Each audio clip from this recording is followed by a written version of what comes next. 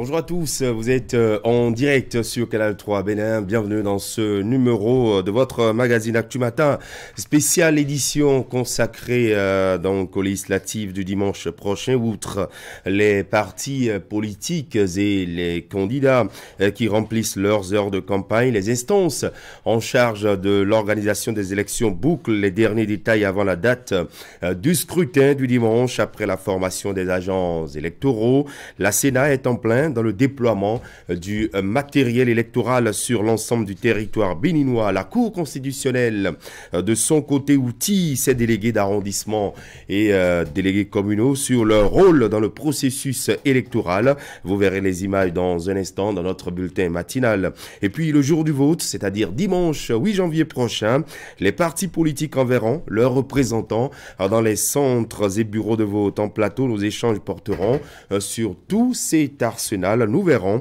la mission de chacun et comment cette mission doit être remplie. Et plus loin, on parlera des différents types de votes prévus par la loi. Merci de votre fidélité et bienvenue sur Actu Matin avec Wahab Ali Para. Dans un instant, nous aurons les précisions sur ce qui fait la une de l'actualité. Wahab déjà installé, bonjour. Bonjour Christian et bonjour à tous. Bienvenue. Merci bien. La transition. Campagne promotionnelle de fin d'année sur Canal 3. Nos prix sont en fête au cœur de ce mois de décembre. Pour toutes nos prestations, reportages, magazines, invités journal, émissions de toute nature et même politique, profitez d'une réduction allant jusqu'à 50%. Courez vite à notre service commercial pour toutes vos commandes de reportages, de magazines, émissions politiques pour profiter de notre campagne promotionnelle de fin d'année. Contact service commercial 69 17 99 99 95 74 29 23.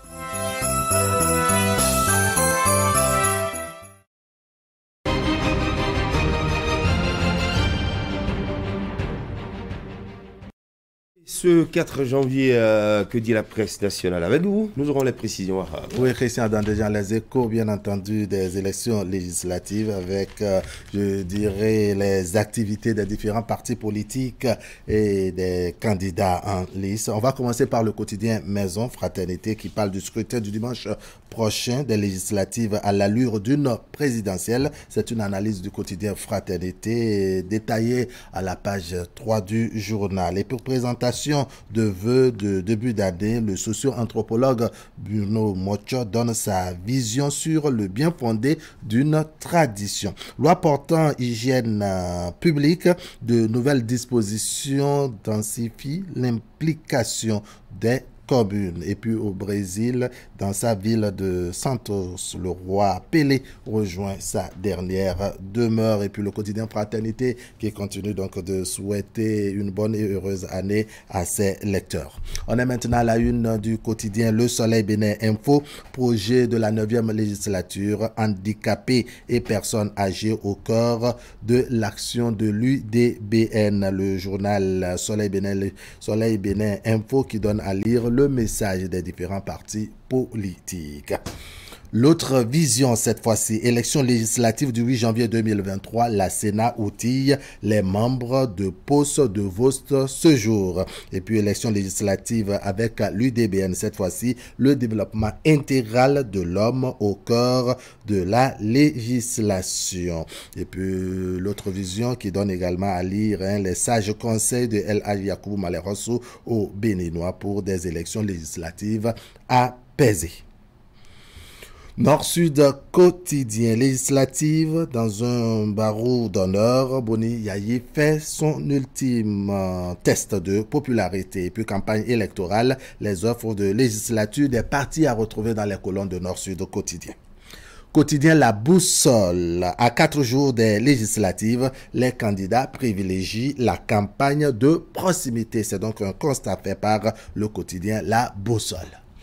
Quotidien Palmarès, scrutin législatif du dimanche prochain, disposition pratique du côté de la Commission électorale nationale autonome. Le colisage des documents et matériels électoraux effectifs, encore 72 heures de défoulement des partis en lice. La Cloche, quotidien La Cloche. Géant meeting politique autour de Paul Rumpé ce jeudi. Le Bourgogne annonce le raz-de-marée Corée dans la 18e circonscription électorale. À lire également dans les colonnes du quotidien La Cloche les messages des partis politiques en compétition. Quotidien Les Quatre Vérités, élection législative de 2023, l'UDBN qui séduit avec son offre politique. Et puis cet avis de recrutement au niveau de la SBE qui recrute 2 ingénieurs SCADA. Émergence Info, légiférer autrement pour les personnes vivant avec un handicap, l'UDBN pour l'inclusion des personnes handicapées. L'actualité, quotidien L'actualité veut de nouvelles et messages de paix en ce qui concerne les élections législatives de 2023. El Hadji Yakubu Malé Rossou qui s'adresse donc au président Patrice Talon et au peuple béninois. Le journal donne à lire cet important message aux membres du gouvernement et au président des institutions, de même que les forces armées béninoises. Un message donc de Yakubu Malé Rossou. Scrutin législatif du 8 janvier 2023, 77 gros colis déjà prêts pour être acheminés dans les départements. Info matin, légiférer pour les femmes et légiférer pour les femmes et par les femmes, l'unique credo du parti UDBN. Le quotidien de service public La Nation, colisage des matériels électoraux prêts pour le déploiement dans les 77 communes. Le quotidien La Nation qui donne également à lire dans ses colonnes le message des partis politiques en compétition. La tribune de la capitale, cette fois-ci, couplage des fêtes de fin d'année avec les élections législatives au Bénin, l'administration publique au ralenti. Un constat donc du quotidien La Tribune de la capitale. Alors, la couronne info pour finir, Christian Dandédian, élection législative de 2023, la Sénat s'active pour des dispositions pratiques avant le 8 janvier. Formation des membres de poste qui démarre ce jour. Les lots de documents et matériels électoraux pour les 77 communes déjà disponibles, précise la couronne info. Voilà, Christian, tout rapide des parutions ce matin, essentiellement dominé, comme vous l'aurez constaté, par des questions politiques, pour ne pas dire pour des sujets en lien avec les élections législatives du 8 janvier 2023. On revient très rapidement à la une du quotidien Fraternité qui s'intéresse à la même actualité. Scrutin du dimanche prochain des législatives à l'allure d'une présidentielle, Christian Dandédian. C'est une très belle analyse du journal ce matin que j'invite les téléspectateurs à parcourir un peu comme vous l'avez déjà fait ce matin. Wakhabali Para, le journal sous la plume de Angelo Dosoumoun nous renseigne que le schéma est désormais clair et dans les urnes. Dimanche prochain, eh bien, un nouveau chapitre de la bataille politique qui, depuis des lustres, oppose Patrice Talon à Boliaï s'écrira. Si d'aucuns avaient pensé qu'entre les deux personnalités, eh bien, la hache de guerre était définitivement enterrée, il suffit de voir l'ancien président Boliaï descendre dans l'arène au fin de mobiliser les foules pour le compte du parti dont il est le président d'honneur, pour se rendre compte que l'heure de la prolongation du match de la présidentielle de 2016 a sonné. En tout cas, au soir du scrutin, lundi prochain au plus tard, eh bien, nous aurons une idée claire de ce match qui s'annonce. Merci à vous, Wakhabali Para. On vous retrouve dans un instant. Restez avec nous, mesdames et messieurs. Voici pour vous quelques informations en images. C'est le bulletin.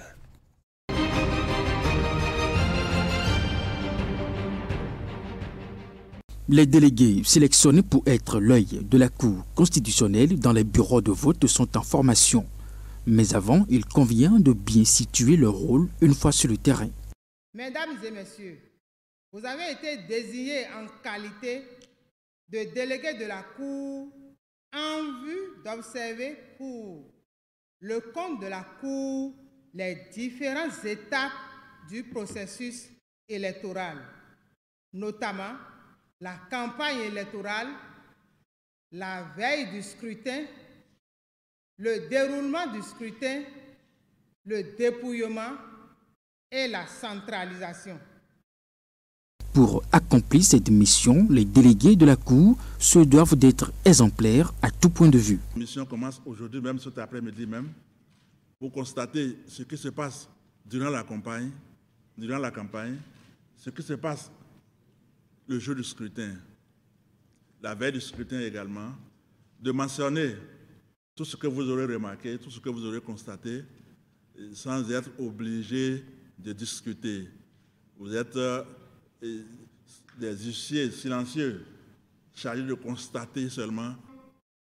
Vous devez porter une tenue correcte et arborer les attributs distinctifs de la Cour. Vous devez avoir un comportement exemplaire, être courtois, sans arrogance et sans prétention. Vous devez décliner votre identité avec courtoisie aux membres des bureaux de vote. En plus d'être présents dans les bureaux de vote le jour du scrutin, les délégués sont également attendus sur le front de la campagne électorale. Il s'agira pour vous de suivre les meetings de la campagne électorale. Vous devez mentionner la date et le lieu de la réunion, l'heure de l'observation du début jusqu'à la fin, la qualité des organisateurs, le contenu des propos tenus au cours de ces campagnes. Vous devez observer s'il y a eu utilisation des attributs de l'État, des moyens, des biens de l'État. Les délégués ont reçu des kits pour exécuter à bien leur mission, des sacs, des t-shirts, des fiches de renseignement. Après cette formation qui s'est déroulée en présence du président de la Cour constitutionnelle, ils seront déployés aussitôt sur le terrain.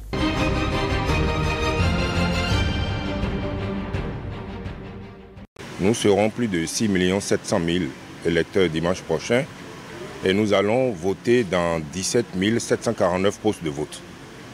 Donc à partir de ces deux données, on comprendra bien la méthodologie du colisage ici à la Sénat. Donc étant donné que nous avons 17 749 postes de vote, ici sur la plateforme logistique, nous avons arrondi à 18 000. Donc dans un premier temps, nous avons fabriqué 18 000 colis de matériel, documents et matériels électoraux.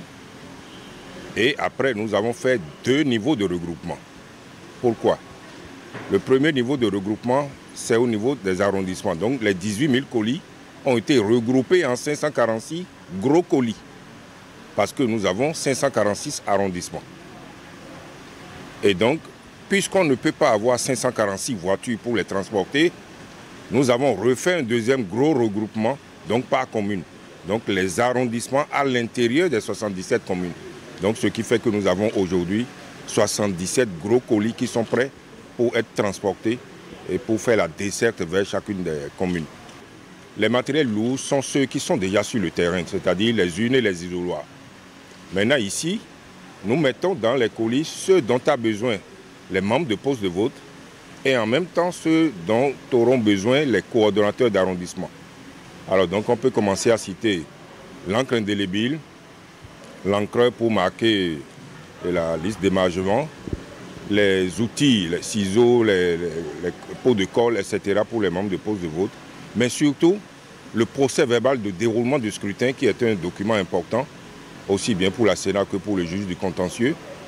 Nous avons les feuilles de dépouillement et nous avons également les bulletins de vote qui sont donc du matériel sensible au niveau du poste de vote. Et au niveau du coordonnateur d'arrondissement, nous avons le PV de compilation que vous connaissez et les procès-verbaux de constatation et de mise en cantine qui sont également des documents. À côté de tout ça, nous avons les listes électorales et les listes d'émargement. C'est un calendrier qui n'est pas forcément rendu public pour des questions de sécurité, mais dont tout est prêt et nous allons amorcer le déploiement dans les prochaines heures.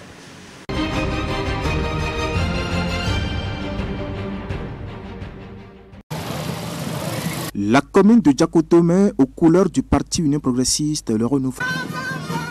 L'instant d'une journée, celle du samedi 31 janvier 2022, Ces hommes et femmes ont arpenté les principales artères de la localité, scandant des slogans à la gloire des responsables de cette formation politique. Tout ceci est rythmé par une fanfare qui les accompagne.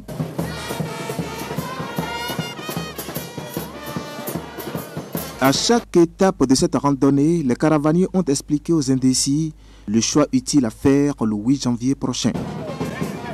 J'invite toute la jeunesse béninoise à voter massivement le parti, l'Union progressiste, le renouveau, le 8 janvier prochain. C'est à ce titre que nous pouvons espérer sortir de l'ornière, sortir du chômage pour la paix, pour notre pays. L'UPR, c'est le choix à faire pour mettre le Bénin sur l'autoroute du développement, ont-ils clamé devant passants et curieux. Après des kilomètres parcourus, la marée humaine échoue ici, au domicile du coordonnateur communal UPR de Djakotomé.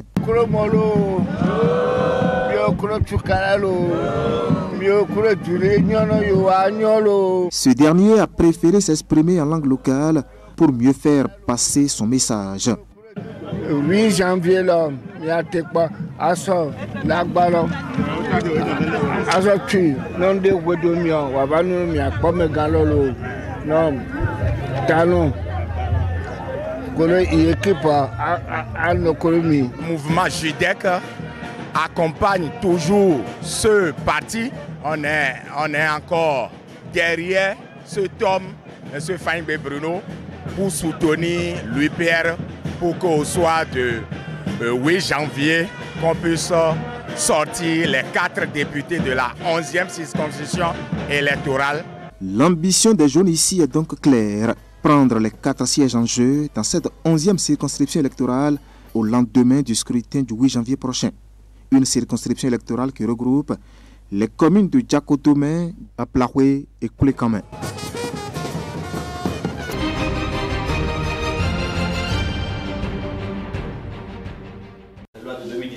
L'agenda de cette ultime réunion de l'année 2022 a donné aux membres de la conférence administrative départementale du Mono l'occasion de rester collés à l'actualité. En point de mire, la période électorale qui a cours actuellement au Bénin et les participants ont revisité le code pénal en matière électorale. Nous nous sommes rendus compte réellement que l'arsenal juridique est très fourni en matière d'encadrement de cette période et il est à souhaiter que chaque acteur, et notamment les différents partis politiques et leurs organes, puissent appréhender ces dispositions de la loi et les diffuser à leurs militants, car beaucoup de choses se font dans ce que nous pouvons traiter en grippe d'ignorance. Or, nul n'est censé ignorer la loi. Du coup, bienvenue Milorin a demandé aux uns et aux autres de jouer chacun sa partition pour le respect des dispositions qui encadrent le jeu électoral au Bénin. Qu'il y a des droits fondamentaux. Ensuite, le baptême de feu à la CAD pour le directeur de l'ANES départementale de l'agence pénitentiaire du Bénin. Ce dernier a présenté à l'assistance les attributions de sa structure et ses missions. À exécuter le budget à bon programme. Enfin, place a été faite au point d'exécution des budgets de crédit alloués aux différentes directions départementales au 15 décembre 2022. Un point qui a révélé un niveau de performance satisfaisant. Au total, nous sommes à 94% base engagement et 76% base ordonnancement. Quand on sait que nous avons encore quelques semaines à égrener avant de sortir les comptes de l'État, je pense qu'avec toutes les difficultés rencontrées en début, on ne pouvait pas espérer mieux. L'année 2022 s'achève donc dans le département du Mono sur un bilan encourageant du point de vue fonctionnement des structures administratives. La dernière réunion de l'année a été agrémentée par la caravane des enfants conteurs du Bénin avec des messages pleins de moralité. À chaque fois que vous blessez vos proches, peu importe le nombre de fois où vous dites « je suis désolé », la blessure sera toujours là. Une blessure verbale est aussi grave qu'une blessure physique. Je vous remercie. Campagne promotionnelle de fin d'année sur Canal 3. Nos prix sont en fête au cours de ce mois de décembre. Pour toutes nos prestations, reportages, magazines, invités journal, émissions de toute nature et même politique, profitez d'une réduction allant jusqu'à 50%. Courez vite à notre service commercial pour toutes vos commandes de reportages, de magazines, émissions politiques pour profiter de notre campagne promotionnelle de fin d'année. Contact service commercial 69 17 99 99 95 74 29 23.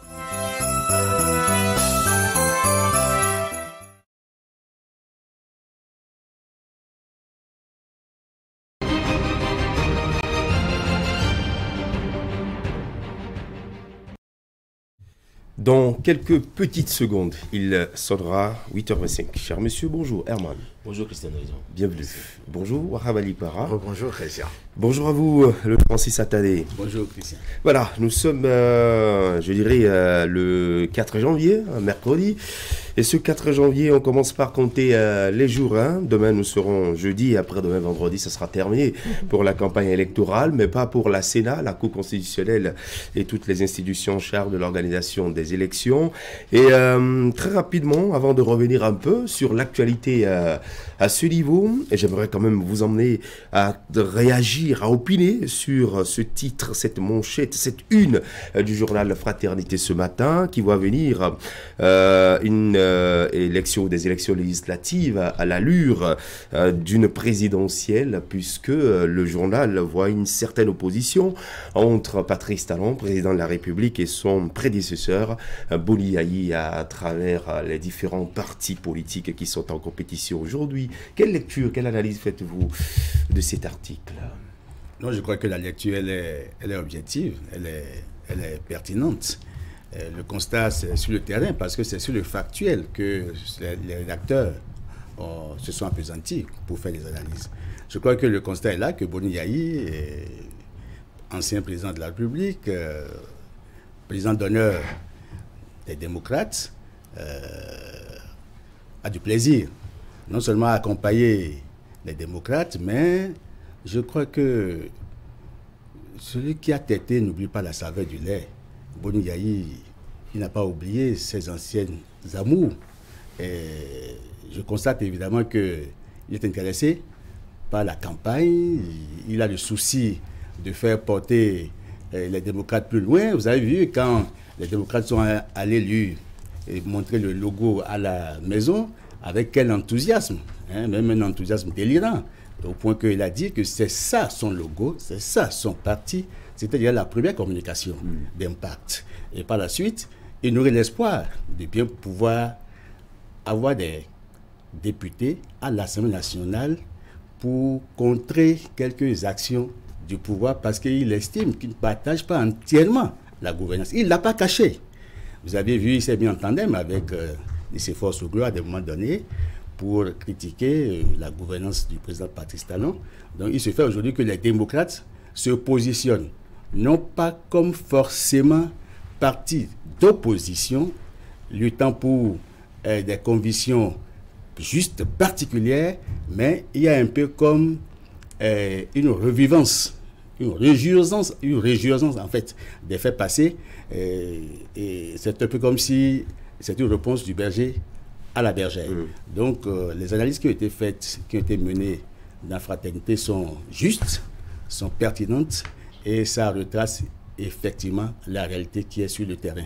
Mais il y a que le chef de l'État, Patrice Talon, n'est pas en campagne. Justement, c'est la question que j'allais faire à Wahabou, à Herman Aliambossou ce matin. Oui, bon, nous avons vu quelques sorties sporadiques de Boni Yayi. La dernière fois, c'était à l'occasion de présentation de vœux aux femmes qui sont allées le voir à la maison. Mais d'un autre côté, on ne sent pas et on ne le voit du tout pas. Patrice Talon a-t-il abandonné cette troupe seul sur le champ de bataille? Non, Patrice Talon, on ne peut pas dire qu'il a abandonné sa troupe sur le champ de bataille. Les consignes qui se donnent, nous les ignorons. Les coups de fil, les messages, les orientations et autres, les leviers sur lesquels il faut appuyer, les leviers qu'il faut peut-être soulever, ça dépend donc des circonstances et des milieux. On les ignore. Donc, c'est dire qu'un travail se fait en coulisses. Et n'oubliez pas que Boni Yayi et Patrice Talon n'occupent pas les mêmes positions, non pas, je dirais, avec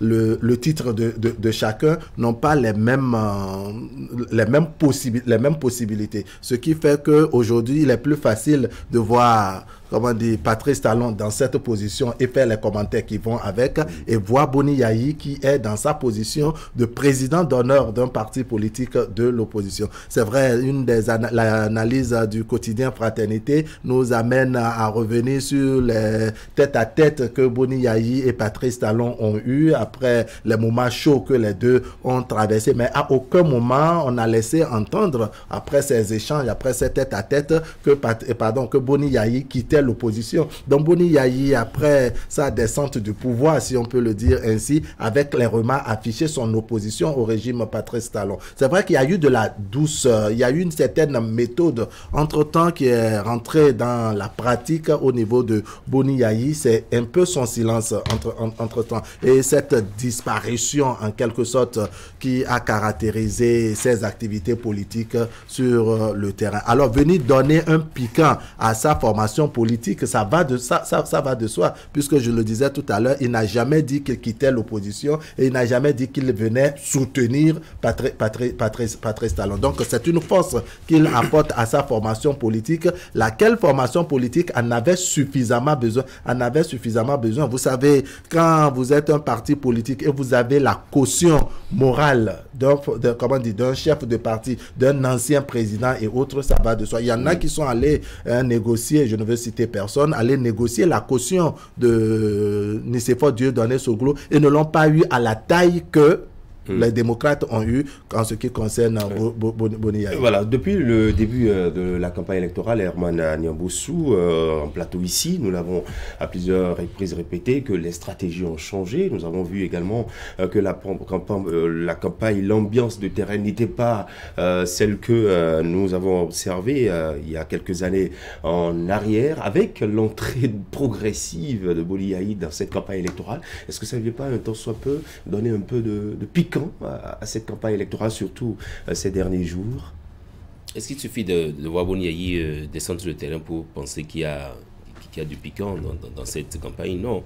Le piquant, il y en avait déjà, avec tout ce qu'il y avait comme discours sur le terrain, tout ce qu'il y avait comme meeting sur le terrain, même si les partis politiques pour les élections législatives n'ont pas fait dans de géants meetings. C'est vrai que par endroits, on en a vu, mais j'ai constaté que les partis politiques, les leaders ont changé de stratégie aussi, parce que faisant désormais la différence entre la foule et l'électorat.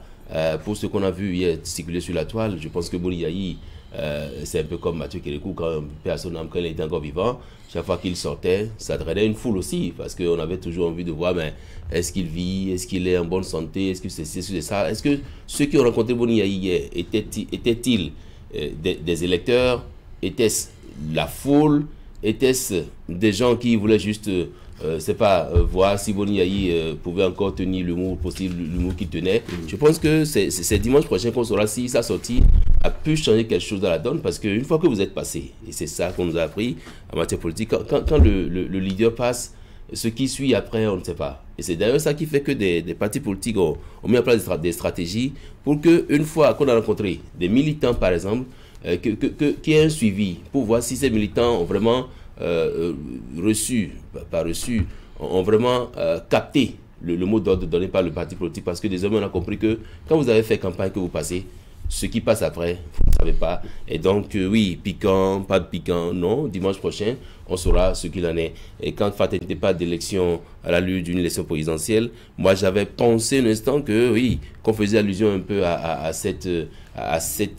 aux législatives, à cette élection qui va faire une sorte de transition et qui prépare déjà 2026, parce que 2026, effectivement, c'est maintenant qu'il faut déjà mettre les éléments en branle, parce que c'est dedans qu'on aura ceux qui vont donner, comment dit-on, leur caution au prochain candidat à l'élection présidentielle, donc en 2026, voilà. Alors, oui. Non, en fait, dans un cas comme dans l'autre, la sortie de Boni Yayi aux côtés des démocrates, ça vient apporter une nouvelle coloration à ce qu'on a vécu quelques jours après le lancement officiel de la campagne. Et bien entendu, il y a de quoi effrayer, je dirais, le camp présidentiel, le camp de la mouvance. Maintenant, au-delà de cette, je dirais, de ce qu'on voit et de ce qui se passera le dimanche, il y a bien entendu tout autre chose. C'est ça, en cela que je trouve que Herman a bel et bien raison de dire qu'il y a une grande différence, là vraiment une grande différence entre la foule qui se mobilise lorsqu'un président ou un ancien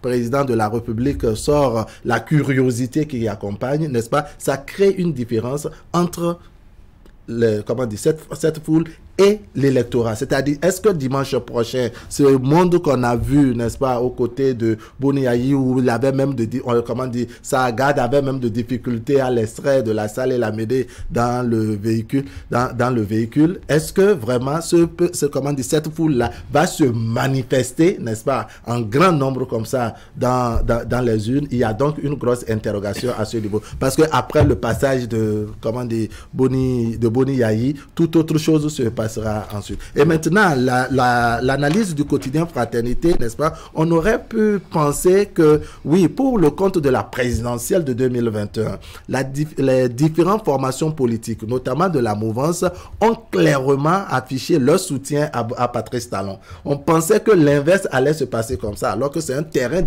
différent, c'est-à-dire qu'on sente Patrice Talon qui sort également, un peu comme Boni Yayi l'a fait, ou peut-être même plus, n'est-ce pas, Patrice Talon qui sort, qui affiche son soutien aux différentes formations politiques, qui les accompagne et également, ou bien choisit quelques sites où il est aux côtés de l'UDBN, il est aux côtés de Mowel, il est aux côtés de UP ou du BR. Donc c'est un peu ce à quoi on s'attendait, mais attention, comme je l'ai dit dans ma première prise de parole, Boni Yayi et Patrice Talon n'occupent pas le terrain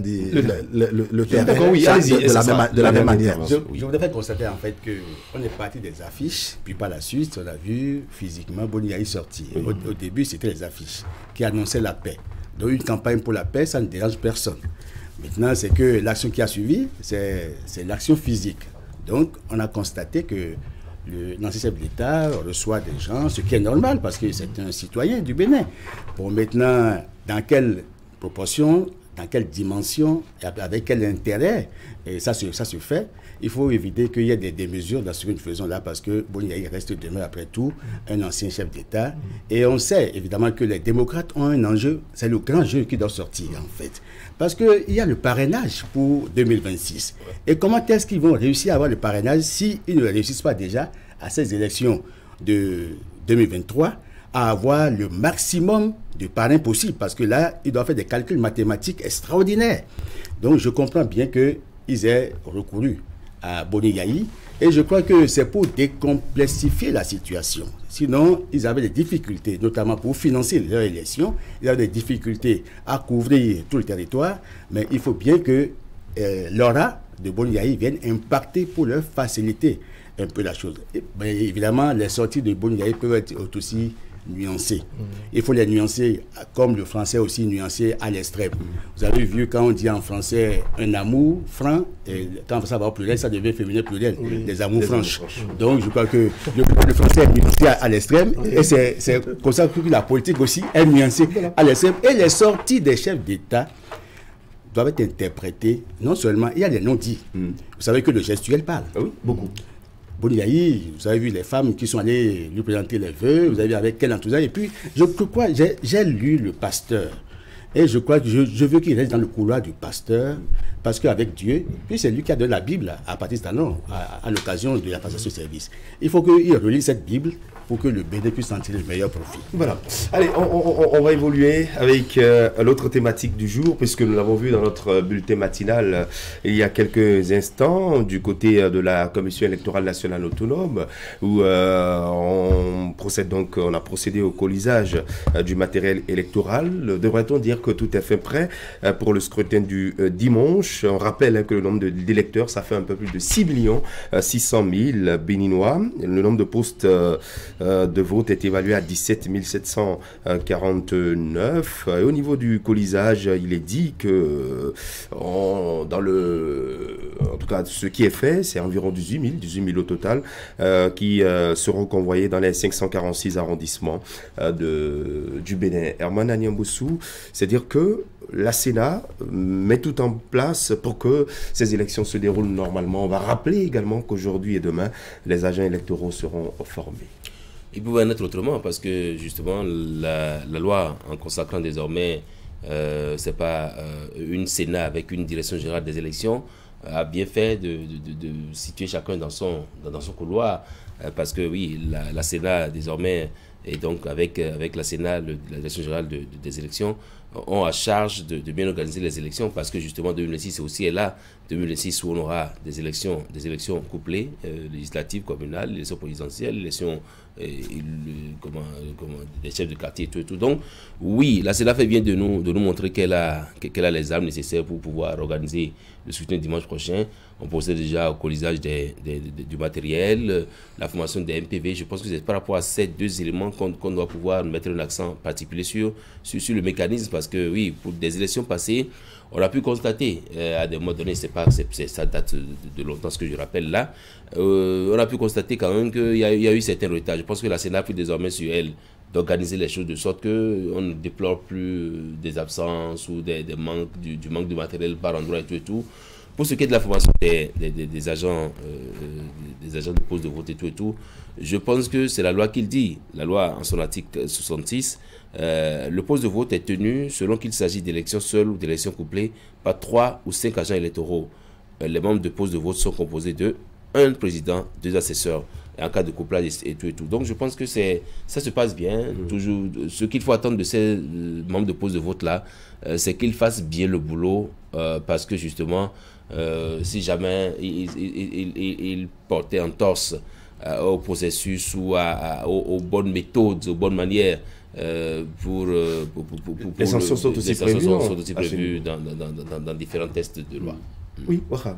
Oui, non, Herman fait bien de souligner ce qui est le rôle, n'est-ce pas, de ces agents électoraux sur le terrain. C'est la discipline qui est attendue et je crois qu'ils ont reçu la formation nécessaire. C'est de souhaiter que cette formation, n'est-ce pas, soit appliquée sur le terrain plutôt qu'ils vont, parce que après tout, n'oublions pas qu'il s'agit des citoyens qui ont des colorations politiques ou qui ont un penchant pour une formation politique, mais le rôle dans lequel ils se retrouvent ici, n'est-ce pas, ça varie selon, ma foi, de la position qu'ils occupent et qu'ils ont intérêt, n'est-ce pas, à travailler à ce que vraiment tout se passe, ma foi, dans la transparence, la quiétude qu'il faut. Maintenant, les questions de retard, parce que les élections qui ont précédé, on a senti, c'est vrai, qu'il y a eu sur certains terrains où le matériel électoral n'a pas été acheminé à temps, pour bien de raisons, certaines raisons qui dépendent de la Sénat, d'autres dépendant donc, je dirais, du comportement des citoyens de certaines régions qui ont travaillé à barricader la voie et autres. Je pense que tous ces événements, pour l'instant, sont un peu derrière nous. Souhaiter également qu'il y ait de la bonne foi, de la compréhension, la cohésion, et savoir que bon, ce que nous faisons pour 2023, en tout cas pour le 8 janvier, ça engage toute la nation, que chacun doit travailler à ce que ça se passe sans anécroche. Chacun doit forcément jouer sa partition. Exactement. Vous avez vu qu'il y a la Cour constitutionnelle qui forme déjà les délégués qui doivent aller observer en fait la régularité du scrutin. Parce que c'est un peu comme des... Partant du déroulement de la campagne électorale jusqu'au scrutin. Mais absolument, oui. Absolument. Parce qu'il faut faire les constats à différents niveaux. C'est-à-dire faire les constats, relever les irrégularités au besoin. Ils sont de simples observateurs. Leur présence, en fait, même, elle est dissuasive. Parce qu'il faut étouffer dans l'œuf toutes les velléités de fraude, pour que nous puissions avoir un scrutin sincère, un scrutin régulier. Il n'y a qu'au niveau même des partis politiques qu'il faut déployer des représentants pour aller observer, évidemment, le déroulement du vote. Les partis ont intérêt, parce que ça leur permet évidemment d'éviter ce que nous avions vu dans un passé très lointain. Mais ce n'est pas exclu qu'il y ait des bégaiements de l'histoire. Vous savez, évidemment, on a vécu des élections au cours desquelles on a noté des bourrages d'urnes, l'inversion des chiffres, la falsification des procès-verbaux. Alors maintenant, il faut que chaque parti se surveille. Et c'est que dans ce jeu de surveillance réciproque, de veille citoyenne, veille politique, que nous pourrons réussir à donner un cachet régulier, un cachet de sincérité, un cachet de transparence à ce scrutin. qui reste un scrutin important parce que la 9e législature est une législature de transition et a la lourde mission de conduire progressivement les citoyens béninois aux élections générales de 2026. Donc je constate qu'évidemment les acteurs sont en train de jouer chacun à son niveau la partition qui est la sienne. Vous avez suivi par exemple le directeur du matériel et des opérations de la Sénat, qui a rassuré, parce que vous avez vu les calculs qu'ils ont eu à faire. S'ils doivent desservir les 546 arrondissements, ils ne pourront pas avoir les véhicules, le moyen roulant qu'il faut pour desservir. Donc ils ont procédé par commissariat et groupage, et ça leur permet maintenant d'envoyer les colis par commune. Donc pour les 77 communes, je crois que le matériel, le colisage est déjà fait, et il a rassuré que ce sera réparti à temps. Ça veut dire que le matériel sera disponible. Les agents qui doivent être déployés sur les lieux pour, en fait, que ce soit les assesseurs et autres, les agents des postes de vote, seront déployés à temps, et puis chacun est surveillé. Je crois que les conditions d'organisation du scrutin cette fois-ci et la pacification du pays rassurent de ce que tout se passera bien et que nous avions moins de doutes, moins de craintes à avoir, qu'on peut s'assurer que c'est un scrutin qui renoue avec la bonne pratique, les anciennes pratiques que nous avions connues et qui faisaient de notre pays une vitrine de la démocratie en Afrique. Alors, nous allons parler maintenant du mode d'expression, et c'est le dimanche prochain que cela va se faire. On va parler donc du vote, les différents modes ou différents types de vote. Herman Aniamboussou, on sait que le vote se fera à bulletin secret. Chacun rentrera dans l'isoloir et ressortira avec son bulletin qu'il introduira dans l'urne. Il y aura certainement des votes par procuration, par correspondance, par dérogation. Tout un ensemble fera ce scrutin. Oui, l'article 69 du Code électoral pose un principe assez clair. L'électeur n'est autorisé à voter que dans son poste de vote. C'est le principe posé par l'article 69 alinéa 1er. Sauf, toutefois, il y a des dérogations.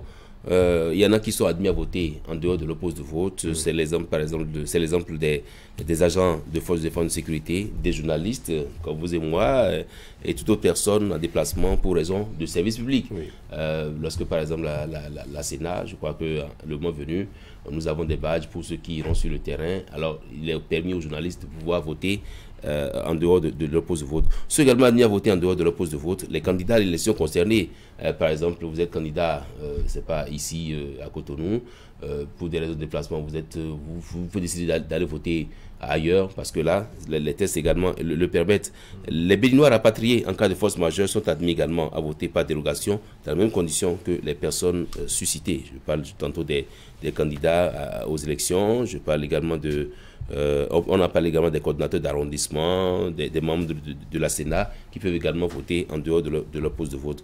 Mais cela dit, il y a également l'autre point de vote qui concerne le vote par dérogation. Et là, c'est clair, c'est pas par procuration, je voulais dire.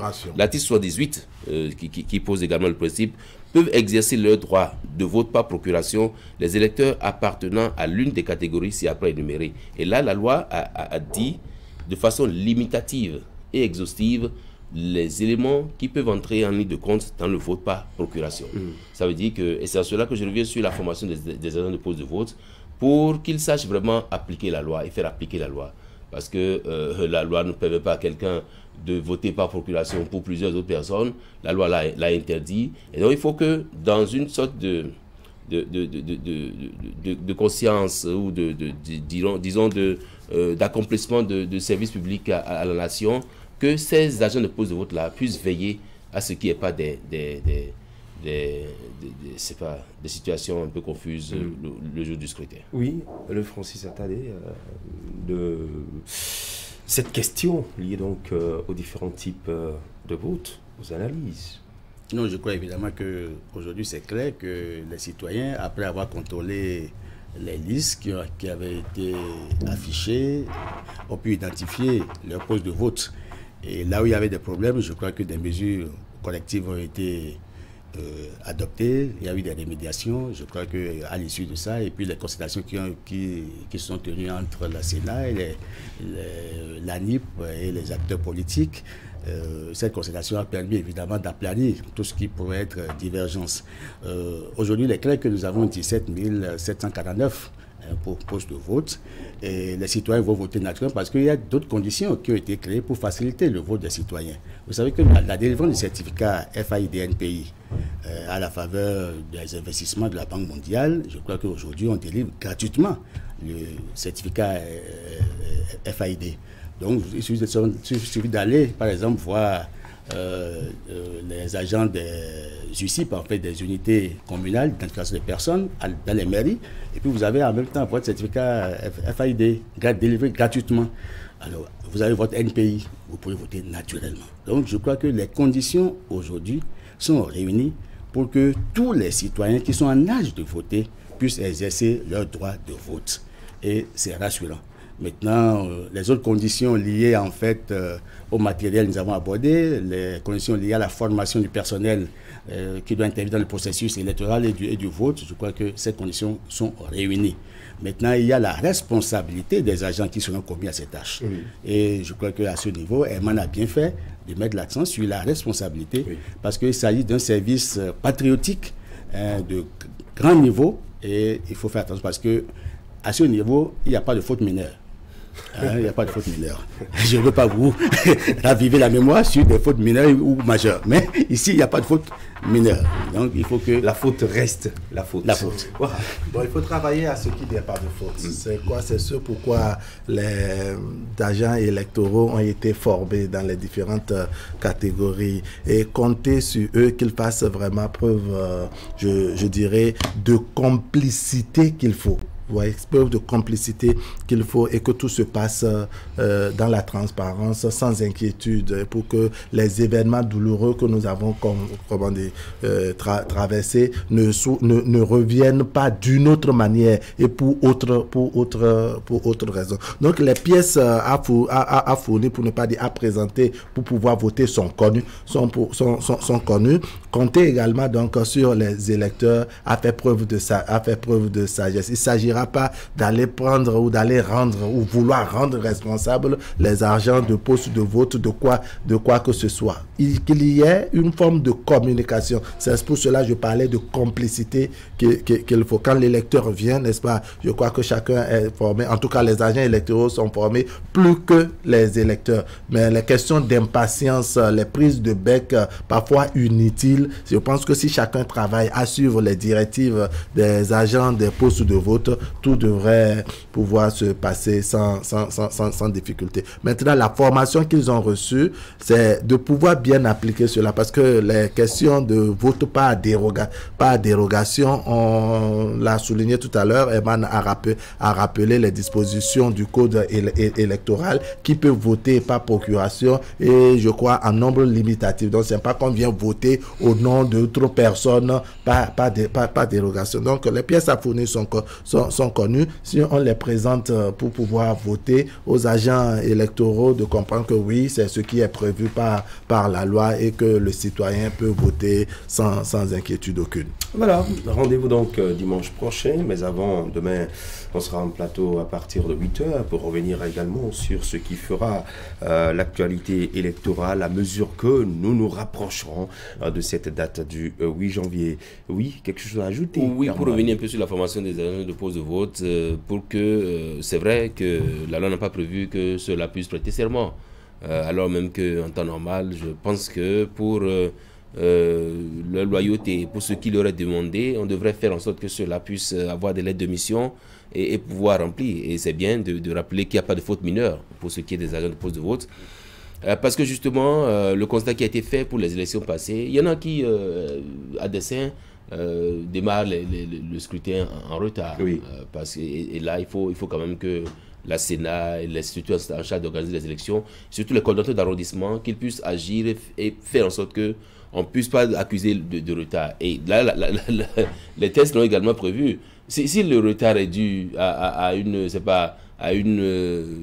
erreur, ou est dû à quelqu'un qui exprès crée le retard, je pense que les tests ont également prévu les conditions pour le punir et les sanctions effectivement à ce niveau. Donc je pense que pour ma part, la formation c'est une chose, mais la mise en œuvre de ce qu'ils ont appris au cours de la formation, c'est également une autre réalité.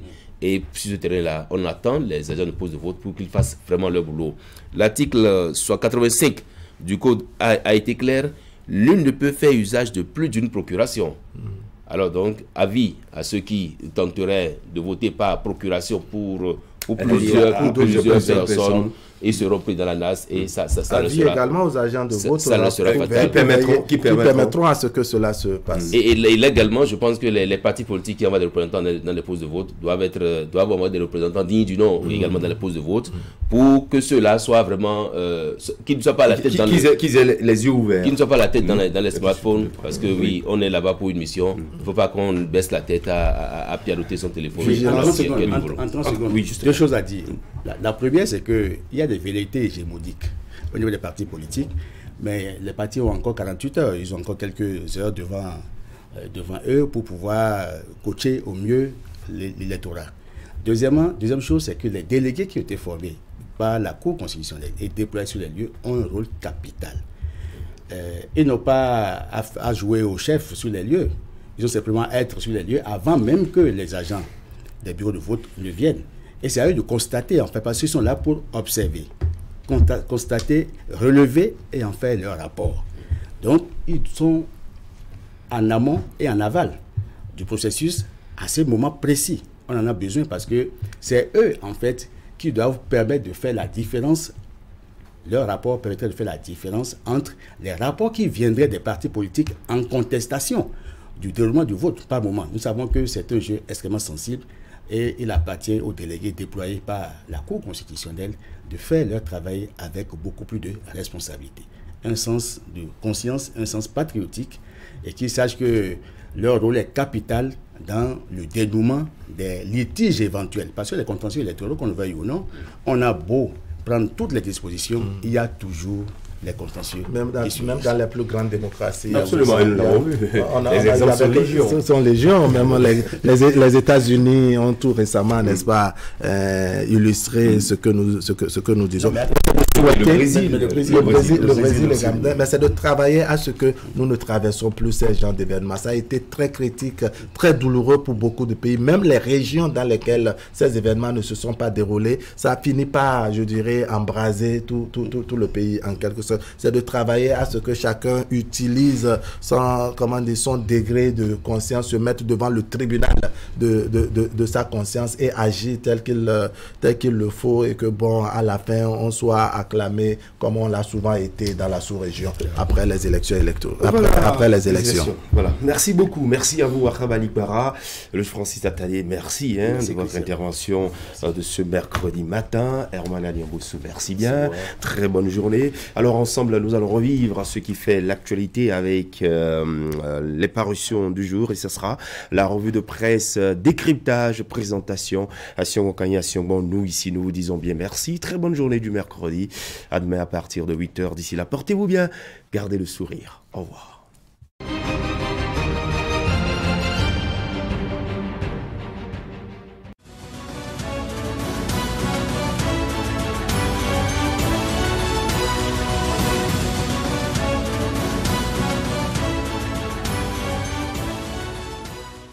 Bonjour à toutes, bonjour à tous. Le scrutin du dimanche prochain suscite maintes analyses chez les confrères de la presse écrite. C'est le cas de Fraternité qui décèle l'allure d'une présidentielle que prennent les législatives. Le journal souligne que le schéma est désormais clair. Dans les urnes dimanche prochain, un nouveau chapitre de la bataille politique qui, depuis des lustres, oppose talon à Yahi s'écrira. Si d'aucuns avait pensé qu'entre les deux personnalités, la hache de guerre était définitivement enterrée. Il suffit de voir l'ancien président Boni Yahi descendre dans l'arène au fin de mobiliser les foules pour le compte du parti politique dont il est le président d'honneur, pour se rendre compte que l'heure de la prolongation du match de la présidentielle de 2016 a sonné. Évidemment, pour une revanche à prendre sur l'actuel locataire de la Marina, ce ne sont pas les raisons qui manquent à l'ancien président Boni Yahi seulement, estime le journal de Ménotin. Seulement, cette fois-ci, en face de Boni Yahi et de son camp, il y a des partis de la mouvance divisés et un président de la République qui, sans aucun doute, aura du mal à répliquer à son prédécesseur en faisant de même sur le terrain. D'ailleurs, la recherche des 10% exigibles avant de pouvoir prétendre à la répartition des sièges est si forte qu'aucun cadeau ne se fait entre l'UPR et le BR, sans oublier les partis satellites que sont Moël Béné et l'UDBN. Pour le matinal, beaucoup se demandent si la contribution active de l'ancien chef d'État va changer grand-chose au profit du parti Les Démocrates. Cette entrée fracassante dans la danse de l'homme, dont l'image est fortement disputée entre la force Kouri pour un Bénin émergent et les démocrates, révèle un peu l'incapacité de ces deux partis à s'assumer sans la caution de l'ancien président. L'Union progressiste Le Renouveau a également sorti l'un de ses jokers, écrit le journal. Il s'agit de l'ancien président de l'ex-parti du Renouveau démocratique, Adrien Moubedji, qui, de sources bien renseignées, est aux côtés des candidats du parti depuis le 2 janvier 2023. Selon les informations, le leader charismatique de Tchoko Tchoko va démarrer sa campagne par la vallée de l'Ouémé, notamment d'Angbo. Il descendra ensuite dans les communes d'Avrancoué et Akbo-Misrété avant de conclure sa tournée par Porto Novo, où il est annoncé dans les 5 arrondissements de la ville. Nord-Sud quotidien n'hésite pas à voir de la sortie de l'ex-président de la République, Boni Yayi, un test de popularité pour le journal. L'ex-locataire de la Marina, Boni Yayi, s'affiche désormais aux côtés des démocrates en pleine campagne électorale, tiraillée entre les démocrates et la FCBE, qui le réclame aussi des siens. Boni Yayi est dans un baroud d'honneur. Si son parti fait une percée pendant ces élections, Boni Yayi restera un homme politique populaire. Dans le cas contraire, elles auraient signé sa disparition de la scène politique. Pendant ce temps, l'Union démocratique pour un Bénin nouveau sort des armes que le parti estime pouvant convaincre les Béninois et l'autre vision d'écrire que l'heure a sonné pour que les femmes et les jeunes puissent assurer la bonne relève à l'Assemblée nationale en légiférant autrement. Pour cette campagne électorale, la voix de chacun compte pour permettre au peuple de voter pour les jeunes et les femmes qui se trouvent sur la liste de l'UDBN. Ils sont positionnés dans les 24 circonscriptions électorales du Bénin. La population aura l'occasion de les entendre tout au long de cette campagne électorale, une campagne électorale qui ne sera plus cette fois-ci essentiellement médiatique. Et pour la tenue des élections, le matinal informe que les coordonnateurs d'arrondissement entreront dans quelques heures en possession du matériel et des documents électoraux conçus dans le cadre de l'organisation des élections législatives du 8 janvier 2023. Du côté de la Sénat, le processus de colisage est à terme. Le directeur du matériel et des opérations a rassuré que toutes les dispositions sont prises, notamment au plan sécuritaire, afin que les points focaux communaux entrent en possession des colis avant le dimanche prochain. Et puis, concernant la loi portant hygiène publique, Fraternité souligne que de nouvelles dispositions densifient l'implication des communes qui initient des actions et dictent et mettent en application les dispositions de la présente loi. L'on y voit la complémentarité qu'il doit y avoir entre l'État central et les collectivités décentralisées. Plus loin, l'État prend des mesures générales en matière de promotion de l'hygiène publique, pendant que les collectivités décentralisées se chargent de sa mise en application sur le terrain. Et en conclusion, le journal a de faire observer que la mise en application de la loi portant hygiène publique en République du Bénin ne saurait être effective sans une forte implication des communes. Merci d'avoir suivi la revue de presse.